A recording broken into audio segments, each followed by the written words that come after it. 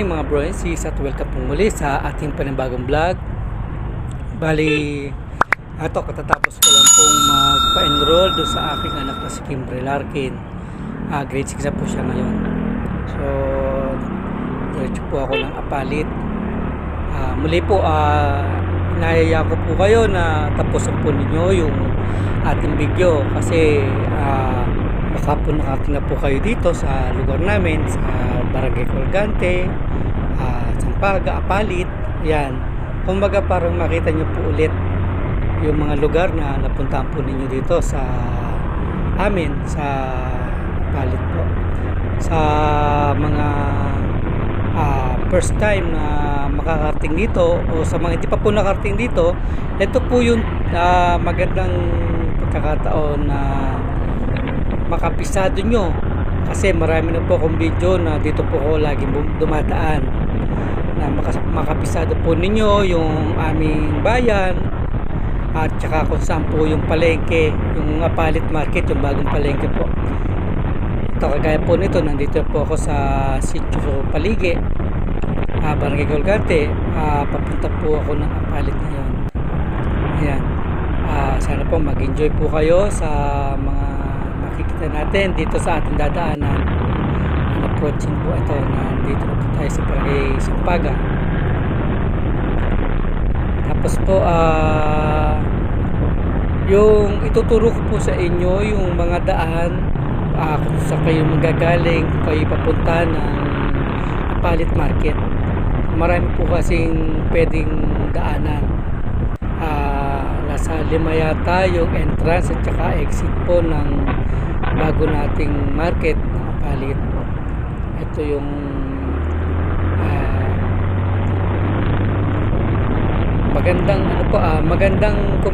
magandang market na dito sa Apalit. So dito po tayo, approaching po tayo sa Santiago. Tapos Santiago San Vicente po.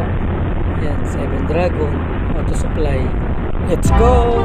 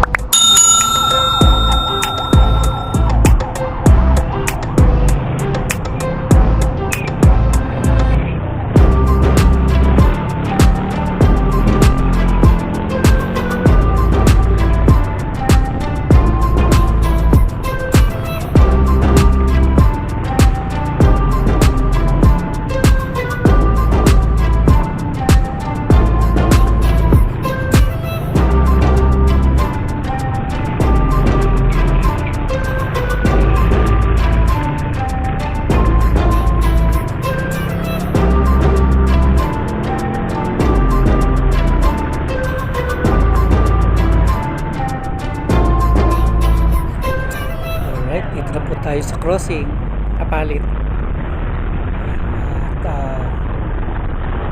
ito na po yung kaliwa. Yan po yung bagong bukas na business. Tapos yan Inasal. Etong kanan na to, itong kulay, etong nasa kanan, yung kulay orange na yan, dating didis po yan.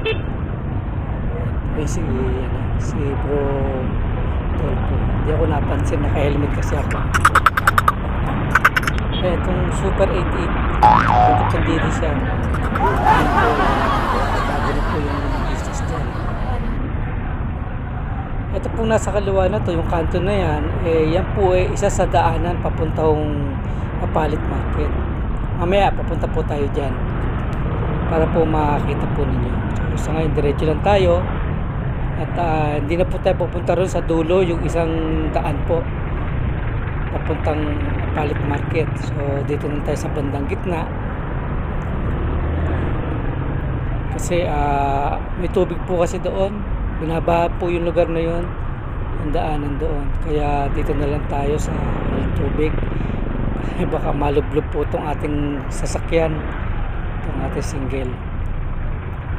Traffic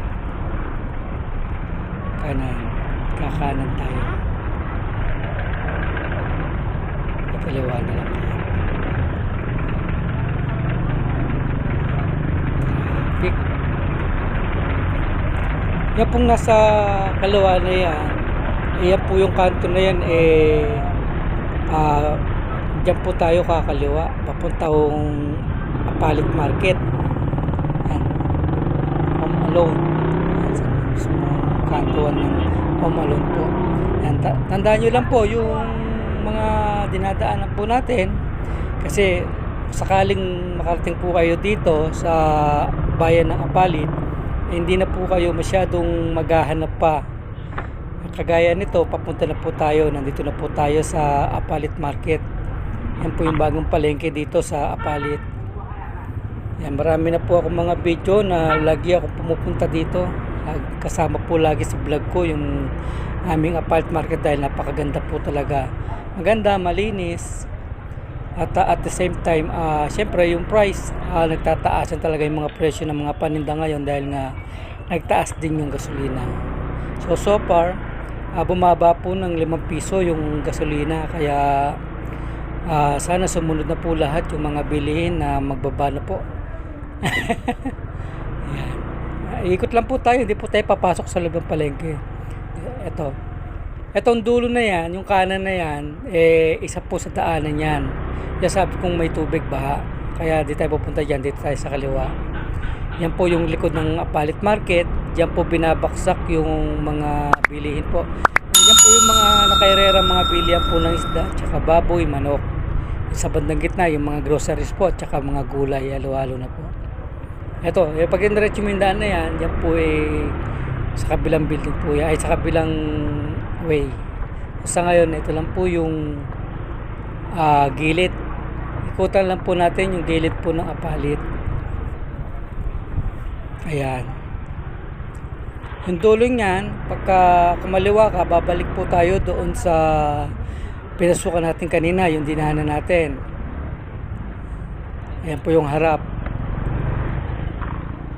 Ayan po yung harap ng Apalit Market. Tapos pag kumanang ka naman, yan, pag kumanang ka dyan, yan po, diretso na po ng Gusales High School. Yung katabi po, yung pong nasa bandang kanan na yan, Gusales sa High School po yan. Tapos JRS, yun, nasa kaliwa, yung dinahanan natin. Tapos po diretso lang pagdating sa dulo, pag kumalawa ka, yung sinasabi ko kaninang highway, ang lusot yan ay highway na. Pag kumanang ka naman, yung isang daanan papunta naman po doon sa Makabebe.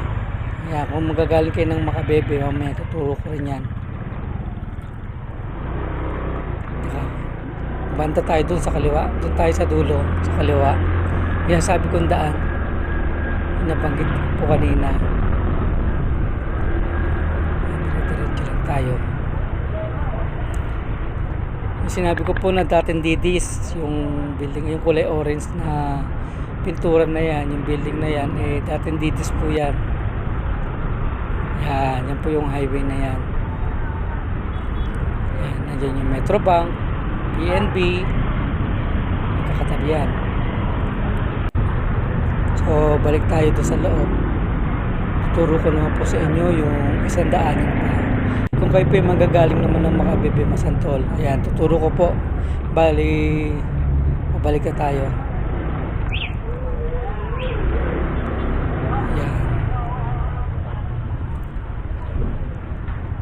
Ang sweet nila.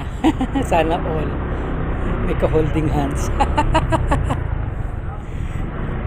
Ayan. So, diretso lang po tayo.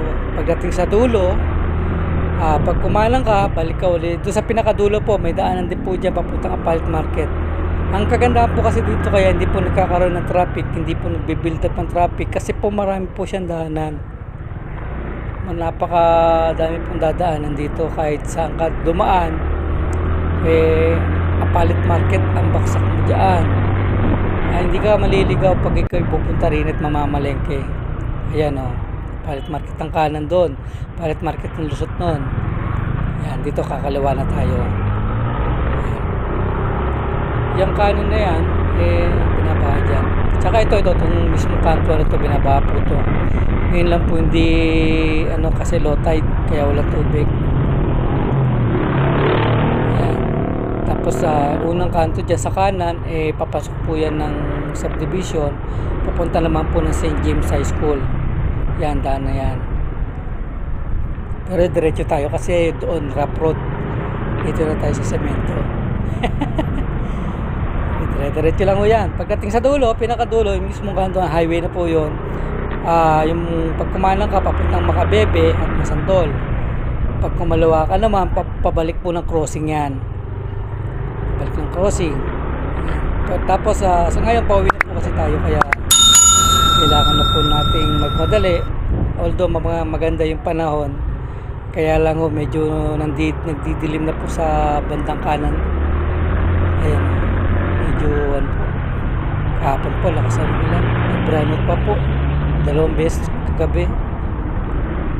Lakas po ng ulan, sinabayan pa ng brown out. Magandaan lang po, hindi masyadong mainit kasi malamig gabi.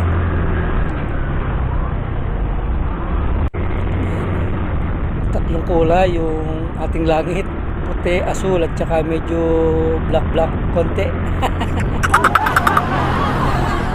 Tayo.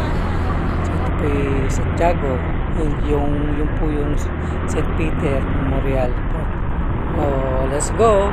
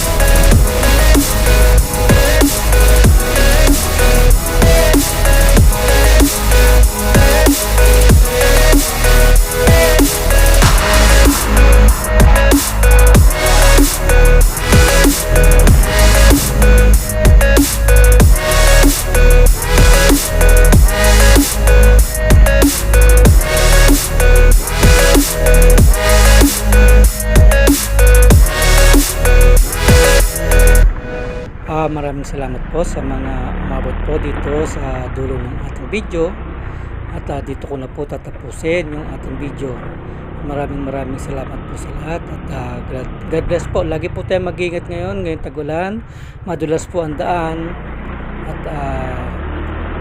magdala po ng payong. At kapote po. Ayan. So, nandito na lang po. God bless.